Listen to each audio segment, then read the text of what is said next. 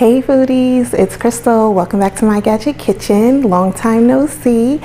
Well, first of all, you guys barely ever see me on camera anyway, except for my magical hands. But I haven't really been posting video recipes lately, and I apologize for that.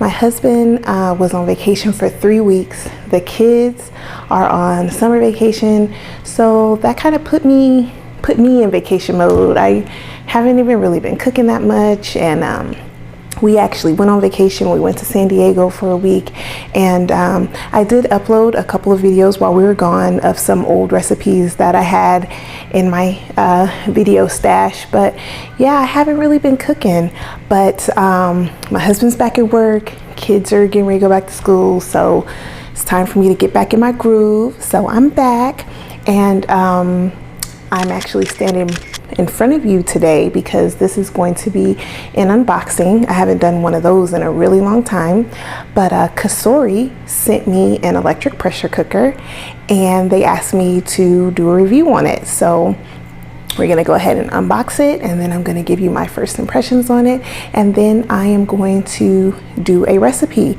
I was super excited when Cosori contacted me because I already love Cosori products. I've actually gifted them to friends, and I have their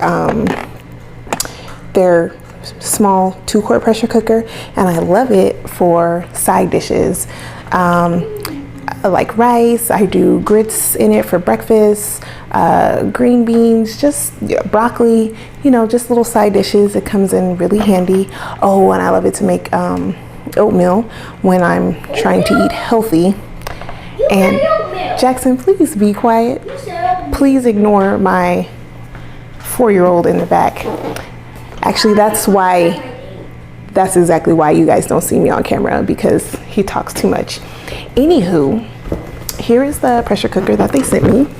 It is their 6-quart electric pressure cooker, and without any further ado, let's get to unboxing.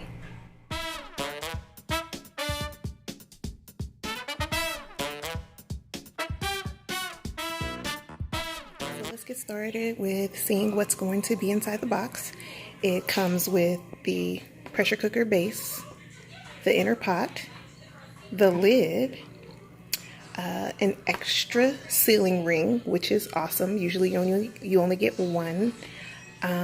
A glass lid, which is another awesome included accessory, measuring cup, 2 spoons, a steamer rack, and a recipe book. All right, let's open up this box and see what's inside. So we've got some books, we've got the glass lid, and then we've got the pressure cooker itself, and it is so gorgeous. Look at that. And then on the inside, we have the measuring cup, we've got the condensation cup, and we've got 2 spoons, and we have a nice little steamer rack, and we have the extra ring. The other ring is already installed in the lid, and then we have this beautiful stainless steel insert. So I'm just going to go ahead and attach the condensation cup. Any water that accumulates in that little area will drip right down into that cup and not onto your counter. And this is a bonus warranty from Cosori with the instructions on how to get that. Here is the manual, gives you all the do's and don'ts of pressure cooking and goes over like the screen and everything, or the keypad.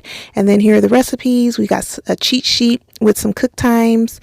We've got beef stew, Mongolian beef. We got some ribs, some soups, and some oatmeal, quinoa. There's a recipe for some broccoli. And then I thought this was pretty cool. Recipe for some popcorn. Pressure cooker popcorn sounds cool. And then we've got some deviled eggs. And here's a little dessert, white chocolate fudge. So here's how you put it together. You put the insert inside, and then you put the lid on top. There's an arrow in the front, and you line up the lock and the unlock on the top. And then this is your pressure release valve. You want to make sure that's closed while you're cooking so it builds up pressure. And then that little button pops up when it reaches pressure and locks your pressure cooker. Okay, so let's check out this keypad. We've got a stop cancel button, delay start, a cook time button, on start, keep warm, manual. We have an adjust button and a pressure/temp button. That's going to give you high, I said ho, high or low temperature or pressure.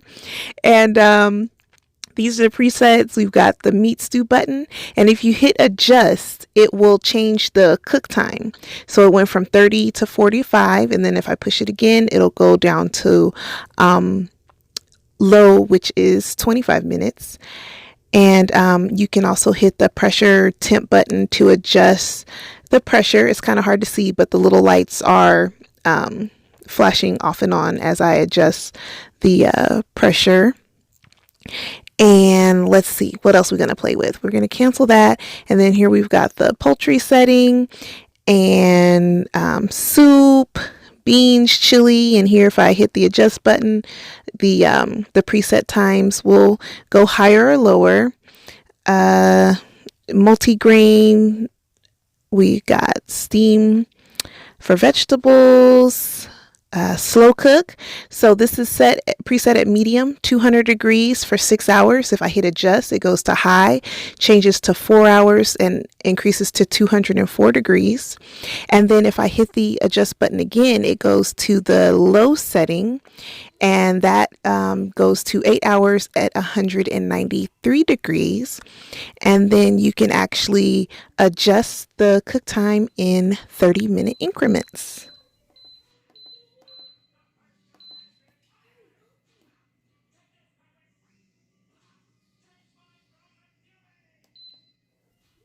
Okay, and then some more buttons we have. We have yogurt, so you can do yogurt in here. You can boil pasta in here. There's a hot pot setting, saute setting, bake, and reheat. And then you've got the manual if you don't want to use any of the presets. And then you can just manually enter in your cook time. It goes down as low as 1 minute. And then it goes up to 4 hours. So that's a pretty big range. All right, so let's get cooking. First, I'm starting off by seasoning my chicken. I've got some Slap Your Mama Cajun seasoning, and I've got some breast and thighs. I actually thought I had all breast, but once the chicken thawed, I realized that I had grabbed thighs instead of more breasts. Oh well, chicken is chicken. So I seasoned it with the Slap Your Mama, and then I've got some garlic salt. And you don't want to overly season with the garlic salt because the Slap Your Mama already has salt in it. But anyways, garlic salt and then some thyme, and then I have some granulated onion. And then finally, a little bit of cayenne pepper. You can go as light or as heavy as you want, but I don't want the kids to have their mouths be on fire, so I just did a little bit of cayenne. So I flipped it over, seasoned the other side, and then I probably should have did this first, but I forgot. But you just want to cut up your chicken into bite-sized pieces.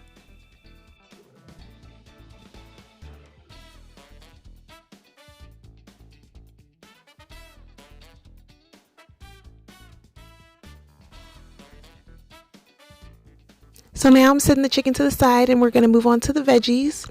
I've got some red onion. You can actually use like yellow onion, white onion, but I had this jumbo red onion and I was just trying to use it up. This is the second meal I'm using this onion on. It was like huge.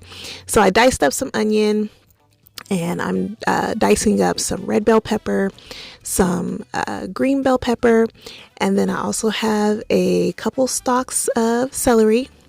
And then I have like 6 to 7 cloves of garlic.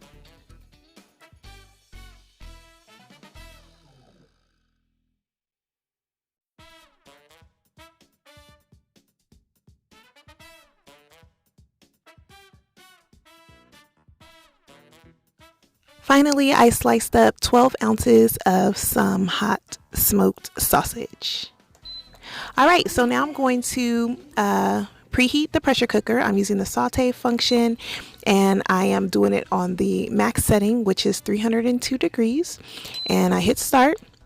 once the pot was preheated, it beeped 5 times. So then I added in some vegetable oil, and then I added in the chicken, stirred that around a little bit, and then I added in the sausage, and I just let that cook just for like a couple minutes, maybe about 5. We're not trying to cook it all the way through.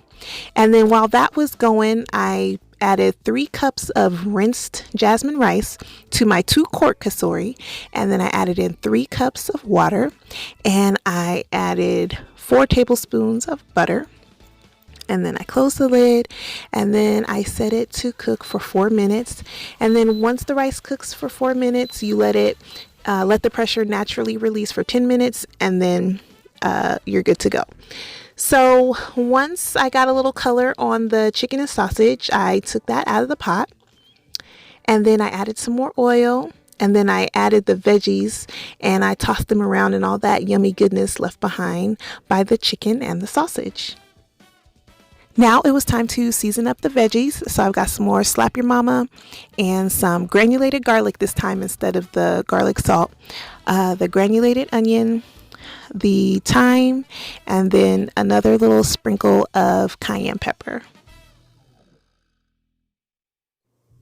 Then I added in the garlic, and I let that cook for about 30 to 60 seconds.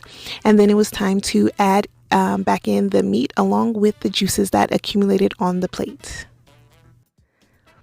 Okay, so you add the chicken back in, and then I've got a 28-ounce can of tomatoes, and I season that with some granulated garlic, granulated onion, and some thyme. And then I've got better than bouillon, roasted garlic, and roasted chicken base. I mixed those together with 1.5 cups of hot water.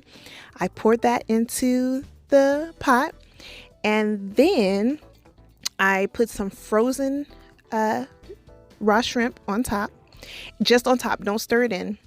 And then I sealed it, and we were ready to go, but not quite, because I forgot to add the bay leaves. So I put in a couple bay leaves. Then I put the lid back on. I used the manual setting. So I made sure it was on high pressure, and I set the cook time for 5 minutes. That's all we need. We had already gotten a head start on the chicken, and shrimp cooks really fast. So 5 minutes is enough.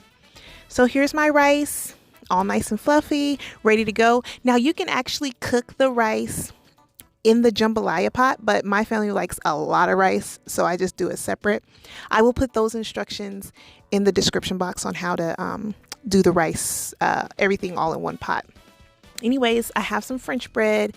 Somebody used up all my spreadable butter and didn't tell me, so I had to use some stick butter and cut some squares and put it on top of the bread. I put it under the broiler until the butter was soft enough to spread, and then I topped the bread with some garlic salt and some parsley, and I put it back in my Breville oven under the broiler. Ooh, quick release on the jambalaya when it was done cooking, and give it a stir, and look, doesn't this look good? It looked good, it smelled good, and it tasted even better. So I just took some of the rice and I put it in a bowl, and I put the jambalaya on top, and oh my gosh, it was so good. You guys definitely need to try this recipe out. It's super easy and it's fast. Try it out. Let me know how you like it. So as far as the Cosori goes, do I like it? Yes, I like it. I love it. And I think it's a great buy. There's another pressure cooker. We all know the name. It's a little bit more expensive. And you have to, if you want a lid, you got to buy it. If you want an extra ring, you got to buy it. So Cosori gives you more bang for your buck, and it does all of the same things. So I say, if you're in the market for a pressure cooker and you're not sure where to go, check out Cosori. There'll be a link to purchase down in the description box. So guys, you know the drill. If you like this video, please give me a thumbs up. Be sure to subscribe if you haven't done so already. And as always, thank you so much for watching. And remember, get out of that drive-thru and get into the kitchen. Bye.